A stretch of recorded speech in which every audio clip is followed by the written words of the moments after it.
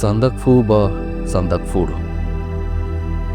Indo Nepal বর্ডারের ওপর অবস্থিত ওয়েস্ট বেঙ্গলের সর্বোচ্চ শৃঙ্গ, যেখান থেকে কাঞ্চনজঙ্ঘা, এভারেস্ট, মাকালু, লোৎসে অনায়াসে দেখা যায় একই ফ্রেমে। বাইকার হিসেবে এটা কখনোই আমার উইশ লিস্টে ছিল না, কারণ তখন জানতামই না যে এখানেও বাইক নিয়ে যাওয়া সম্ভব। হয়তো এখন অনেক বাইকারের স্বপ্ন, আর একই সাথে সবচেয়ে ভয়ঙ্কর নামগুলোর একটা, সম্ভবত সবচেয়ে কঠিন আর চ্যালেঞ্জিং অফ রোডিংয়ের রুট। এই রাইডটা শুধু একটা ট্রিপ ছিল না, এই রাইডটা ছিল পরীক্ষা নেওয়ার জন্য, আর টিল ডেট আমার জীবনের সবচেয়ে অ্যাডভেঞ্চারাস অভিজ্ঞতা দেওয়ার জন্য। এখানে রাস্তা বলে কিছু নেই, শুধু পাথর, কাদা, খাড়া ঢাল আর একটার পর একটা চ্যালেঞ্জ। সত্যি বলতে কি, আমি নিজেও কখনো ভাবিনি এই রাইডটা শেষ করতে পারবো, কিন্তু থামিনি। আর যখন অবশেষে সান্দাকফুতে পৌঁছালাম, কোনো চিৎকার ছিল না, কোনো উদযাপন ছিল না, শুধু একটা শান্ত সেন্স অফ অ্যাচিভমেন্ট। আমি পারলাম।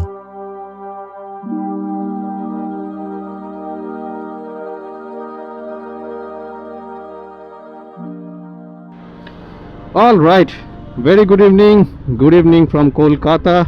ডেটটা হচ্ছে 31 অক্টোবর, টাইমটা হচ্ছে 9:30, আর বেরিয়ে পড়েছি আবার একটা ট্রিপের জন্য, একটা এপিক ট্রিপ।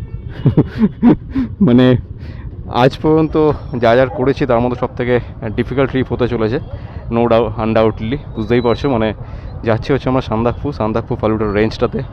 তো ওখানে কী ধরনের অফরোডিং আছে, কী ধরনের জিনিস আছে, সব তো জানাই আছে। আর সেটাকে এবারে নিজের চোখে নিজে এক্সপিরিয়েন্স করতে চলেছি আর কি।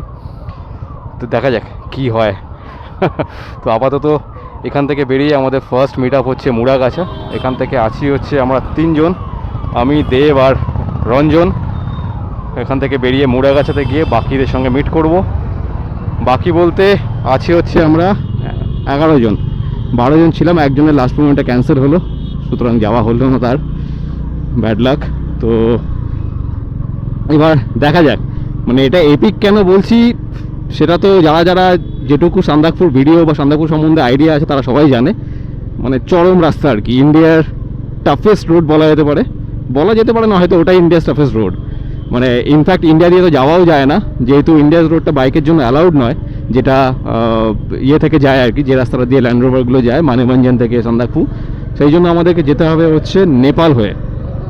তো সেই রুটেই যাব আমরা, নেপাল হয়ে। রাস্তা আরও খারাপ ওখানে, কিন্তু দেখা যাক আছে সবাই মিলে কীরকম ধরনের অ্যাডভেঞ্চার হয়, কী হতে চলেছে দেখা যাক। কিন্তু সবথেকে বড় যেটা চাপের বিষয় সেটা হচ্ছে আমাদের মাথায় একটা দুর্যোগ নাচছে, কারণ গতকালই খবর পেয়েছি যে ওখানে হঠাৎ করে একটা প্রচণ্ড নিম্নচাপের সৃষ্টি হয়েছে, প্রচণ্ড জোরে বৃষ্টিপাত হচ্ছে আর কি। মানে আজকে থেকে শুরু হয়েছে, আজকে সারাদিন বৃষ্টি আছে, কালকেও বোধহয় দুপুরবেলা অবধি বৃষ্টি আছে। তো যেটার জোরে ওয়েস্ট বেঙ্গলে মানে ইন্ডিয়ার সাইড থেকে সান্দাকফু যাওয়া তো বন্ধই করে দিয়েছে মানে গভর্নমেন্ট থেকে। ওইখান দিয়ে কোনো ট্যুরিস্ট, বাইক তো ছেড়ে দিই, বাইক তো যাই না, এমনি টুরিস্ট কোথাও যেতে পারবে না, রেড অ্যালার্ট হয়ে গেছে। এবার নেপালের দিকেও তাই আছে, কিন্তু আমাদের সব কিছু প্ল্যান হয়ে গেছে। এবার কী করবো, মানে মেন্টাল প্রিপারেশন হয়ে গেছে, টাকা পয়সা দেওয়া হয়ে গেছে, সব কিছু হয়ে গেছে। তো বেরিয়ে পড়লাম, এবার দেখা যাক, অবস্থা বুঝে ব্যবস্থা করব। হয়তো আমরা 1-2 দিন ডিলে করে উঠতে পারি যদি হাতে সময় থাকে, নাহলে একটা কিছু অন্য প্ল্যান করব। বাট এইটুকু ফর শিওর যে চ্যালেঞ্জটা, যে মানে টাফ রোডটা আমরা ফেস করতে চলেছিলাম নর্মাল অবস্থায়, সেটার থেকে আরও বেশি হয়ে যাবে। কারণ বুঝতেই পারছেন সান্দাকফুর রাস্তা, তার মধ্যে যদি আবার বৃষ্টি হয়, আর বৃষ্টি হওয়ার পরে যে ওখানে কী অবস্থা হয়ে থাকবে, ল্যান্ডস্লাইড, রাস্তার কন্ডিশান, গড নোজ সিরিয়াসলি। মানে তো কী হতে চলেছে আমার, we don't have any idea. অবস্থা বুঝে ব্যবস্থা হবে। তো আপাতত চলো যাওয়া যাক। আজকে সারা রাত চালিয়ে আমরা কালকে কান্যাম ঢুকবো। প্রথম দিনের প্ল্যান হচ্ছে কান্যাম।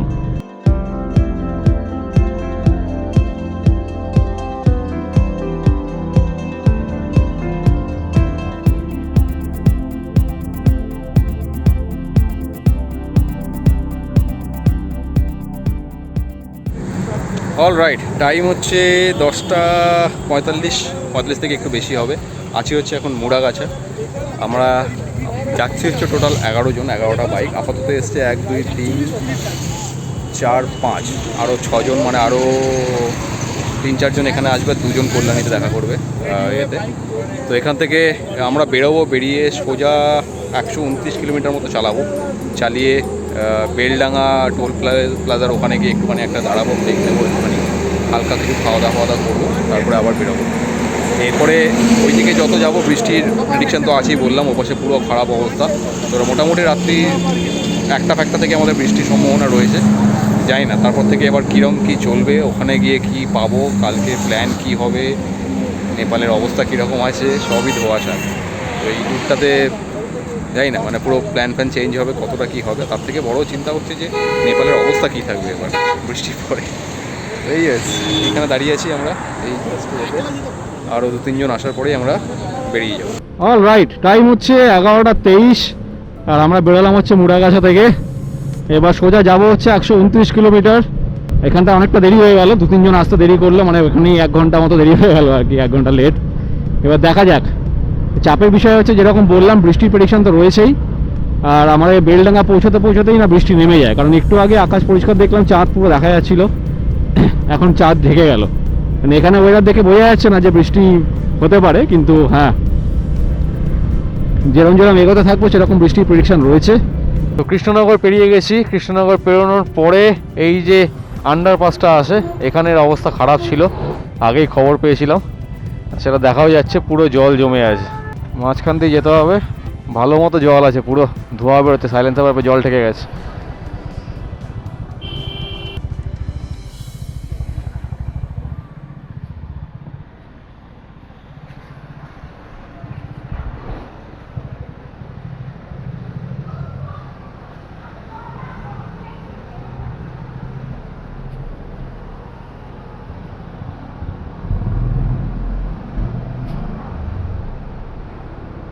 খুব একটা বেশি জল নেই, আর রাস্তা ঠিক আছে এমনিতে, সেদিক থেকে অসুবিধা কিছু নেই, কারণ নিচটা কংক্রিট করা ছিল।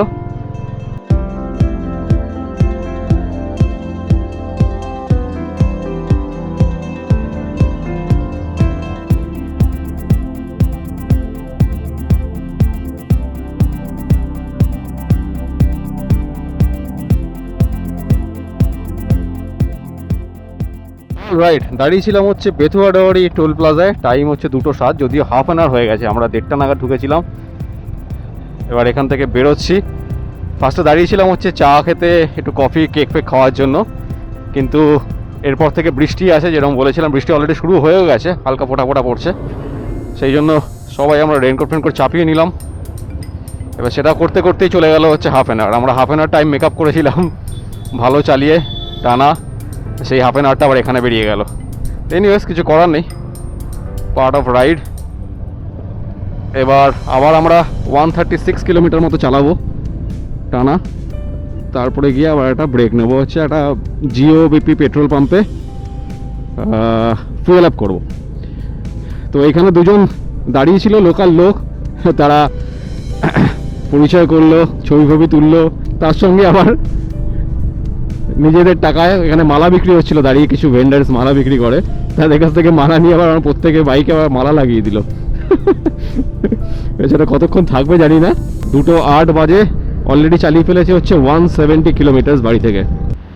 ওয়েল, টাইম হচ্ছে 3টে, আর আমরা উঠে গেছি হচ্ছে এখন বহরমপুর বাইপাসের ওপরে। দাঁড়ান, লেন্সটা একটুখানি ক্লিন করে নিই, আই হোপ ইটস ভিজিবল নাও। হ্যাঁ, বহরমপুর বাইপাসে উঠে গেছি, কিন্তু বহরমপুর বাইপাসের অবস্থা কিন্তু খারাপ। হ্যাঁ, ঠিক বহরমপুরের রাস্তাটা যেখান থেকে কাটছে, বাইপাসটা ঘুরছে, ঠিক মুখের কাছটাতেই বড় বড় গাড্ডা বসে আছে। আলোটাও কমে আসছে বিকজ অফ দ্য রিজন, কে পুরো কাদাতে ভর্তি হয়ে গেছে লাইটটা আর কি, যেখানে সেখানে হঠাৎ করে খারাপ প্যাচ চলে আসছে। জানি না কোথায় আছি। ফারাক্কা এখনও দূরে, ফারাক্কা পৌঁছাতে পারিনি, আর তার মধ্যে বিশাল জোরে বৃষ্টি, বিশাল জোরে। মানে ভাবা যায় নভেম্বর মাস, তার মধ্যে এখনও বৃষ্টি হয়েই যাচ্ছে, মানে এই ইয়ারে বৃষ্টি যেন আর থামছেই না। Look at the condition. 5টা বেজে গেছে, চালিয়ে ফেলেছি বাড়ি থেকে 310 কিলোমিটার। আছি হচ্ছে ধুলিয়ান বলে জায়গাটাতে। একটা জিওবিপি পেট্রোল পাম্প থেকে আমরা ফুয়েল আপ করে নিলাম অটো কাট করে। আমার ঢুকলে হচ্ছে 7.7 লিটার মতো। আবার এরপরে আবার 250 কিলোমিটার পরে আমরা একটা লাস্ট পেট্রোল পাম্প মানে ইন্ডিয়া থাকাকালীন আর কি ভরে নেবো, যাতে চেষ্টা করব যাতে নেপালে না ভরতে হয়। নেপালের তেল ঠিক কতটা ভালো সেটা নিয়ে ডাউট আছে আর কি সবাই আমাদের। পুরো ভিজে গেছে, মানে বেশ ভালো জোরে বৃষ্টি হয়েছিল, আর রেল লাইনারগুলো পুরনো হয়েছে, আটকাচ্ছে না কিছু। টাইম হচ্ছে 5:22, 5:23। হালকা হালকা আলো ফুটতে শুরু করেছে আর উঠে পড়েছি ফারাক্কা ব্রিজে। বাপরে বাপ, কোমর ধরে গেছে। তো এই হচ্ছে রায়গঞ্জ টোল, আর এই সেই রায়গঞ্জ ফাঁড়িটা যেখানে আমার H2H দেখেছেন থাকবে নিশ্চয়ই। এখানে আমাদের সারাদিন কেটে গেছিলো একটা ওই ইয়ের অ্যাক্সিডেন্টের জন্য। চলো একটু চা খেয়ে নিই। টাইম হচ্ছে 8:06। আমরা বোতল বাড়ির মুখে দাঁড়িয়ে আছি এই যে। কিন্তু দুর্ভাগ্যবশত একটা জিনিস অলরেডি হয়ে গেল, সেটা হচ্ছে যে মাঝখানে প্রচুর গর্ত হয়ে আছে রাস্তার মাঝখানে বৃষ্টির জন্য। মাঝেও দেখিয়েছি আর কি, অন্ধকারে চালানোর সময় আমি 2-3 বার পড়েছি। কিন্তু এখন শুনতে পেলাম রঞ্জন আমাদের সঙ্গে ছিল, ওর নাকি হঠাৎ করে এইটুকু আসতে গিয়ে কোনো একটা গাড্ডার মধ্যে হয়তো পড়েছে, রিম বেন্ড হয়ে গেছে। গেল এবার, কেস হয়ে গেল পুরো। এবার আমার ভয় লাগছে, আমারটা হয়নি তো কিছু, দেখে নিয়ে হবে না, দেখে তো পাচ্ছি না কিছু। টাইম হচ্ছে এখন 1:09 অ্যান্ড ট্রাস্ট মি আমরা বোধহয় এখানে ঢুকেছিলাম কটা হবে, ওই 11টা 11:30 বোধহয় হবে। ঠিক আছে, প্রায় 1.5 ঘন্টা মতো কাটিয়ে দিয়েছি এই একটা ধাবায় বসে। এই ধাবাটাতে আগেও এসেছিলাম। যাই হোক, এটাকে আসার একমাত্র রিজন হচ্ছে এই সামনের জিওবিপি পেট্রোল পাম্প। এখানে আমরা পেট্রোলটা ভরিয়ে নিলাম, এরপরে আর ইন্ডিয়ার মধ্যে ভরাবো না। আর এরপরে যদি লাগে আমরা যতটা চাইছি যে কতটা কম নেপাল থেকে পেট্রোল ভরানো যায়, কারণ নেপালের পেট্রোলের রিভিউ ভালো নয় আর কি। তো এখানে ফুল ট্যাঙ্ক করে ভরে নিয়েছি একদম বিম টু বিম করে। এবার যা লাগবে পরে ওখানে দেখা যাবে। আর এখানে এতক্ষণ স্টে করার রিজন দুটো। মনসুন রাইড করেছি, এত বৃষ্টিতে রাইড করেছি, কোনোদিন কিচ্ছু হয়নি। কিন্তু এবারে যা ভিজেছি আমরা প্রত্যেকে, মানে মাথা থেকে শুরু করে পা অবধি প্রত্যেকটা জিনিস পুরো একদম ভেজা, জুতো পুরো চুপচুপ করছে আর কি, অবস্থা খারাপ। সেটাকে কোনো রকমে এখন কিছুটা বসে বসে আমরা শুকালাম। তার মধ্যে আরেকটা কাণ্ড হয়েছে, এটা বললাম। আমাদের সঙ্গে একজন এসেছিলো রঞ্জন বলে, তার রিম বেন্ড হয়েছে। এবার সেটাকে, সেই গাড়িটাকে একটা টেম্পোতে তুলে সার্ভিস সেন্টারে পাঠানো, সেখান থেকে রিমের ব্যবস্থা করা, এইসবগুলো করে করে দেবদার রাস্তা দেরি হয়েছে। ততক্ষণে আমরা ব্রেকফাস্ট করলাম এখানে, ব্রেকফাস্ট বা ব্রাঞ্চ যাই হোক। খেলাম হচ্ছে রুটি তড়কা, পেট ভরে খেয়ে নিয়েছি, কারণ এখন আর লাঞ্চের তো কোনো প্রশ্ন নেই। কতক্ষণে আমরা এবার এখান থেকে আর 45 মিনিটস 50 মিনিটসের মধ্যে নেপাল বর্ডার পৌঁছাবো। নেপাল বর্ডার পৌঁছানোর পরে ওখানে ভানসার করতে 1-1.5 ঘন্টা লাগবে, হয়তো 1 ঘন্টা লেগে যাবে। তারপর ওখান থেকে এবার বাকি রাস্তাটা কতটা আছে জানা নেই। মানে প্রচণ্ড বাজে অবস্থা, মানে এইরকম ফার্স্ট টাইম হলো যে জুতো ফুতো পুরো চুপচুপে। আমি তো রীতিমতো কাঁপছিলাম, এরকম একটা ওয়েদার, পুরো ভিজে আছি। যখন থেকে ভিজেছি পুরো থরথর করে কাঁপছিলাম। এখন চা ফা খেয়ে, খাবার দাবার খেয়ে এখন একটুখানি হলো একটু মানে নর্মাল হয়েছে আর কি। তো এখন বৃষ্টি নেই, কিন্তু আমি পুরো এখনও রেন গিয়ার পরে আছি, ঠান্ডাটা কম যাতে লাগে সেই জন্য, আর কিছু নেই। Alright, so here we are, সেই চা বাগান। কতদিন পরে আবার এই রাস্তাটার এই পোর্শনটা, মানে ঠিক যেখান থেকে আমরা খেলাম তারপরের থেকে রাস্তাটা খুব সুন্দর হয়ে যায়। আস্তে আস্তে চা বাগানগুলো পড়তে শুরু করবে, এবারে ল্যান্ডস্কেপটা চেঞ্জ হবে, দুটো পাহাড়গুলো আস্তে আস্তে দেখা যাবে। যদি এখন পুরো মেঘে ঢেকে আছে, দেখতেই পাচ্ছ, মানে এখনও ভিজিবিলিটি ক্লিয়ার নয়। রাইড করতে এসেছি, রাইডটাকে এনজয় করি, বাকি জিনিসগুলো পরে দেখা গেলে হবে, না হলে হবে না। গরম আমরা একদমই পাইনি, সেই জন্য আজকে কেউ এক্সস্টেড হয়নি। কিন্তু উল্টে যেটা হয়েছে সেটা হচ্ছে বৃষ্টির পরে এরকম ওয়েদার থাকাতে আর মাঝে মাঝে হাওয়া দেওয়াতে এত ঠান্ডা লাগছিল, আনবিলিভেবল। মানে আমরা ভেবেছিলাম ওপরে তো ঠান্ডা থাকবে, সেই হিসাবে প্রিপারেশন নিয়ে রেখেছি, উইন্টার ওয়্যার নিয়ে এসেছি। এইখানে যে এরকম ঠান্ডা পেয়ে যাবো হঠাৎ করে, আইডিয়া ছিল না। পানি ট্যাঙ্কি হয়ে ঢুকবো আমরা নেপালের দিকে, তো ওখান থেকে আরও 50 মিনিটস মতো লাগবে বেরোনোর পরে। তারপরে ঢুকে ওখানে ভানসার বানাতে কতক্ষণ লাগে দেখি।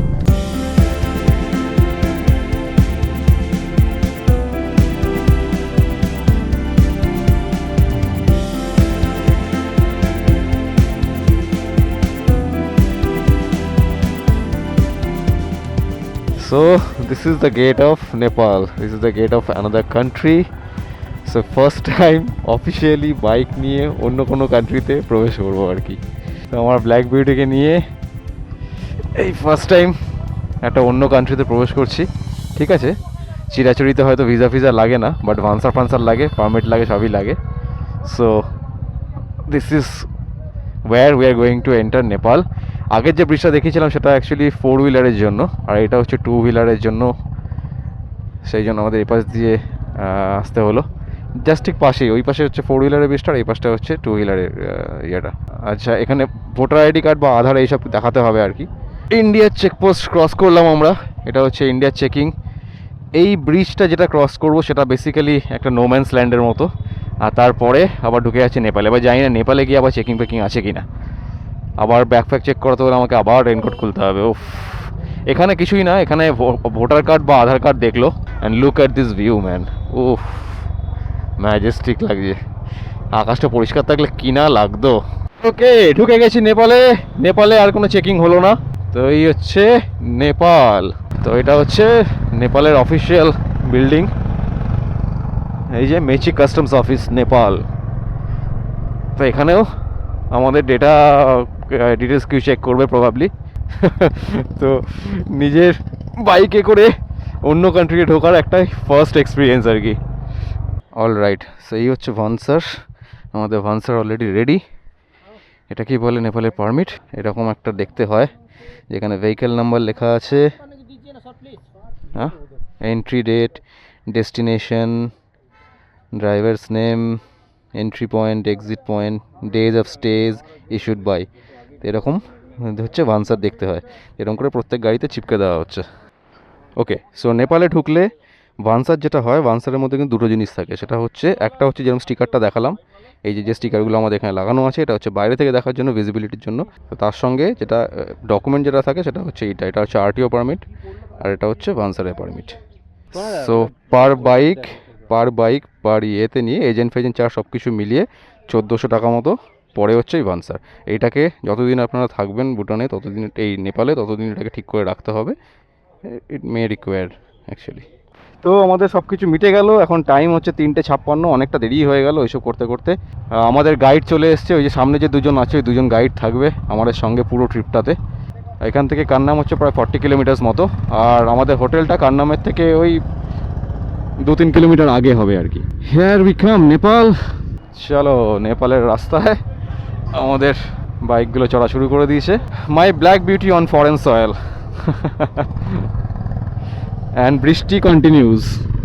কি যে হবে আমাদের এই পরের ট্রিপটা, কতটা কি যেতে পারবো। এখানে তো এখন দেখে ভালো রাস্তা, সব কিছু দেখে মনে হবে এরপরে তো শুরু হবে হচ্ছে আসল অ্যাডভেঞ্চার। আমি এর আগে নেপাল একবারই ঢুকেছিলাম পায়ে হেঁটে, যেটা পশুপতিনাথের গেটের ওখান দিয়ে ঢোকা যায়, কিছুটা ঢুকে ওই সামনে মার্কেটগুলো ঘুরে ট্যুরিস্ট প্লেস হিসাবে। And this time entering with my black beauty. তো নেপাল আমাদের কি দিতে চলেছে এক্সপিরিয়েন্স, তার ঝলক প্রথমেই দেখিয়ে দিয়েছে। মানে জাস্ট ওইখান থেকে বেরোনোর পরে ওইটুকু রাস্তাই ভালো ছিল, তারপরেই শুরু হয়ে গেছে এরকম। যদিও ওটা দেখে বোঝা যাচ্ছে হয়তো রাস্তা তৈরি হচ্ছে সেটার জন্য, বাট স্টিল তারপর থেকে এরকমই চলছে। গড নোজ এরপরে আর কি কি থাকবে। এক্সপেকটেশন সেট করে দিচ্ছে actually. It's okay. Welcome to Nepal. ওই যে রোডটার কথা বললাম, নর্মালি রোডে ডাইভারশন হয়, এখানে ডাইভারশন রোড। মানে 99% ডাইভারশন, 1% রোড ছিল এখানে। তার মধ্যে এরকম একটা জায়গা দিয়ে নামতে গিয়ে ফার্স্টে আমাদের গাড়ি উল্টে পড়ে গেল। এই যে জায়গাটা রয়েছে, যেখান দিয়ে কি যে হবে।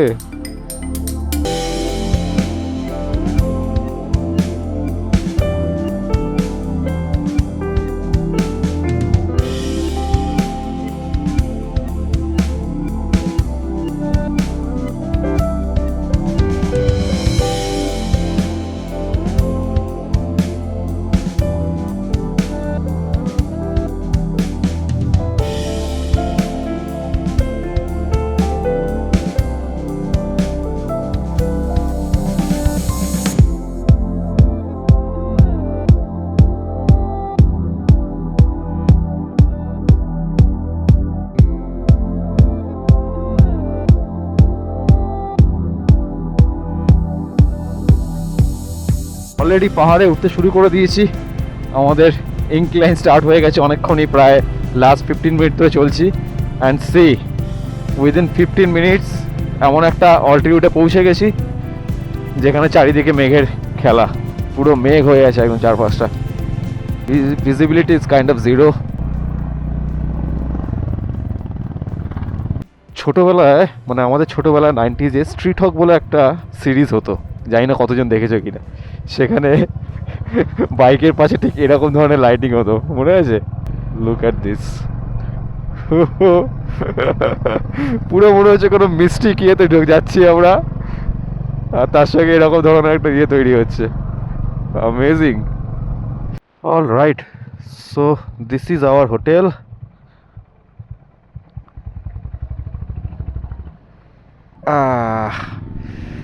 Hotel Norling hotel and lodge.